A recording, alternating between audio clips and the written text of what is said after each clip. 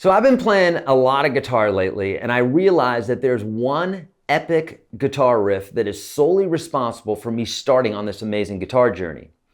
And as I started pulling on this thread, I realized that there were many other similar riffs that kept me inspired.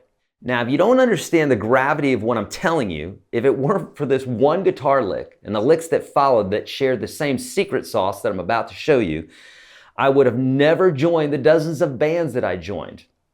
I would not have gone to music college. I wouldn't have moved to Nashville to pursue a music career or met my songwriter wife or created thousands of guitar tutorials or gained hundreds of thousands of students into my courses. So, what is that riff? What is so special about it and how can you implement it? Well, I'm glad you asked. Let me show you that riff and some of the others so that we can add this to our own playing to create the same excitement.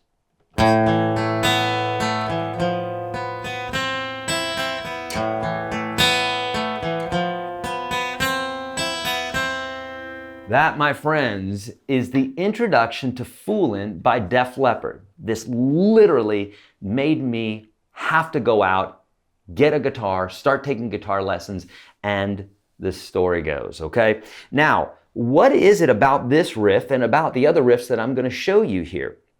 Well, it's something called the minor second interval. Goes like this. First off, an interval is the distance between two notes, right? So the distance between here and here is a whole step because we have two half steps. Well, a minor second interval, without us getting in the weeds of music theory, a minor second interval is the smallest interval that you can create on the guitar. It's when you're one fret away from the other note. And it creates this sound that's like this. Now that to you may sound really bad. But, and in fact, it's the tightest interval and it does create the most dissonance, the most tension. But what I've found is that when it's in a guitar riff, it creates an amazing sound. So this one, for example, Foolin by Def Leppard, if you just play it normally, kind of based off of an A minor,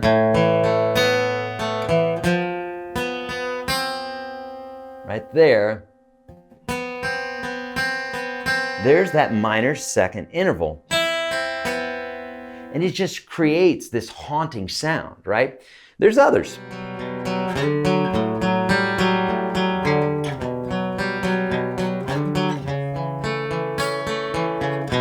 Fade to Black also uses this minor second interval right here. Because this note and this note are a half step away. Now we're playing the G right here.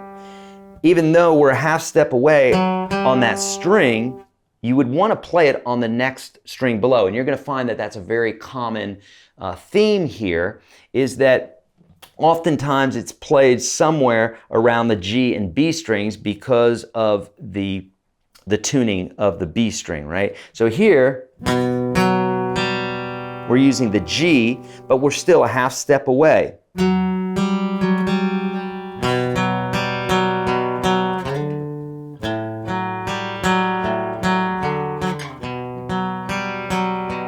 And it just uses that throughout this whole riff. Let's keep going.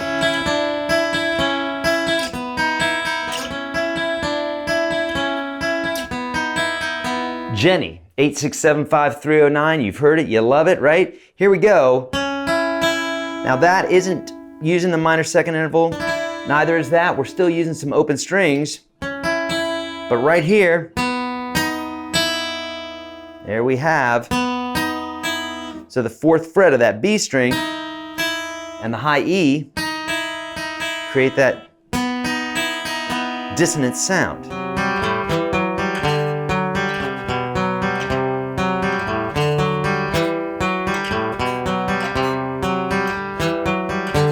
Photograph by Def Leppard does something very similar to Fade to Black, but it's got its own vibe to it.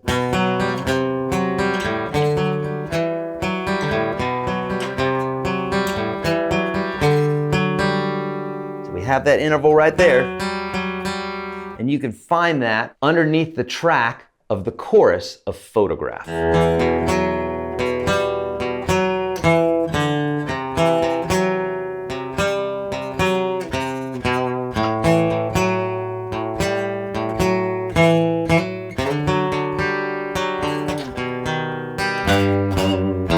So that particular riff is from my band Gabriel the Bull, a song called Into the West. And so, you know, of course, being influenced by this sort of thing, I'm always trying to implement it because I've found it to just be part of my signature, part of the things that I do, because I just love that dissonant sound, right?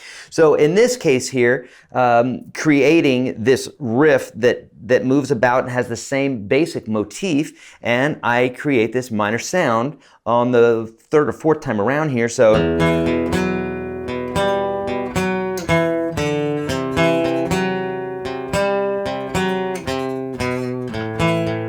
right here,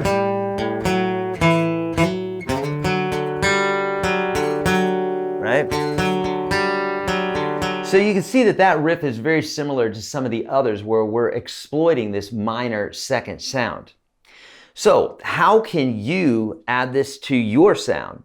Well, remember what we want to do is we want to have two strings ringing out at the same time, and we want them to be a minor second apart. So you can see from 3 of these examples that we kind of have this in the same spot, right? So we're using this G flat up here on the 3rd string. So that works great for songs that are, say, like in B minor, like we found in Fade to Black, but we can use this, in this case, this song's in the key of E minor. But we do have a, right? So we're utilizing that motion right there. So if you want to create your own licks, make sure that you're playing on the 4th fret of whatever riff it is that you're playing, and implement the string that's below it. Now the caveat to that is the B string, right, is tuned a little bit differently. So you may know this or you may not, but the guitar is tuned to perfect fourths, except for that B string is tuned to a major 3rd. So it's a half step lower, which is why we have to compensate for the tuning like that when we're tuning like this, right? We have to come down. So when we're talking about that, we're going to have to do a little something different if we want that note to be off, right? So if we're going, let's say, from the 4th string to the 3rd string, then we've got the minor second interval right there.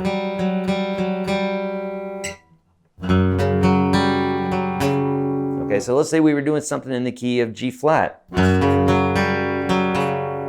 Then we could use that.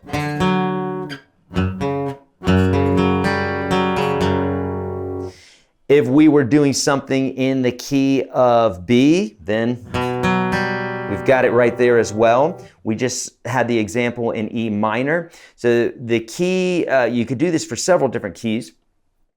If we were going to do something, say, with the B string, then we just have to understand that this right here, if we play the 4th fret of the G and the B string, it's the same note. So that's not really going to do much for us. So we would have to be lower, like there. You know? Now, this is a very dissonant sound. So it's not just going to come right out in your playing. You're going to have to toy with it a little bit. You're going to have to massage it. But if you make this kind of the centerpiece of the riff that you're doing, you're going to come up with these same amazing sounds. If you found this helpful, my friends, I have so much more for you, including my gift to you, which is 36 of the most powerful guitar lessons that you're ever going to have, absolutely free for you.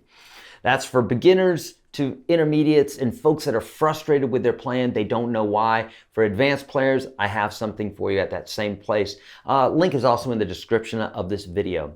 Thanks so much for watching.